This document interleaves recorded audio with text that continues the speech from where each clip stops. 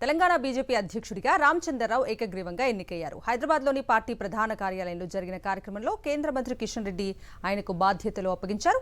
అందరినీ కలుపుకొని పనిచేస్తానని, రాష్ట్రంలో బీజేపీని అధికారంలోకి తీసుకొస్తానన్నారు రామచంద్రరావు.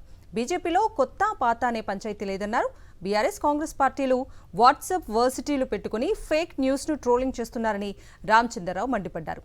దమ్ముంటే నేరుగా పోరాడేందుకు రావాలని సవాల్ విసిరారు. తాను సౌమ్యుని కానని, ఏబీవీపీలో ఉన్నప్పుడే లాఠీ దెబ్బలు తిని జైలుకు వెళ్లొచ్చానని గుర్తు చేశారు.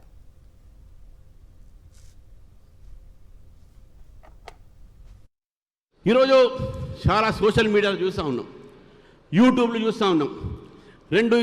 మన దగ్గర ఉన్నటువంటి బీఆర్ఎస్ సోషల్ మీడియా ఒక వాట్సాప్ ఒక యూనివర్సిటీ పెట్టుకుంది, fake news creation. Congress party అది కూడా పెద్ద యూనివర్సిటీ పెట్టుకుంది ఫేక్ న్యూస్ కోసం. నా మీద నేను చెప్పారనుకుంటే, కానీ వాళ్ళకి చెప్పదలుచుకున్నాను. రామచంద్రరావు అనే వ్యక్తి నేను క్యాంపస్ చదువుతున్న రోజుల్లో మీరు అనుకున్నట్టు సౌమ్యుడిని కాదు, 14 సార్లు జైలుకు పోయేసినటువంటి వ్యక్తి నేను. విద్యార్థుల కోసం పోరాడి పోలీసులు దెబ్బలు తిన్న వ్యక్తిని నేను. సిద్ధాంతం కోసము, కార్యకర్త కోసము మనం త్యాగాలు వేయడానికి సిద్ధంగా ఉన్నాం.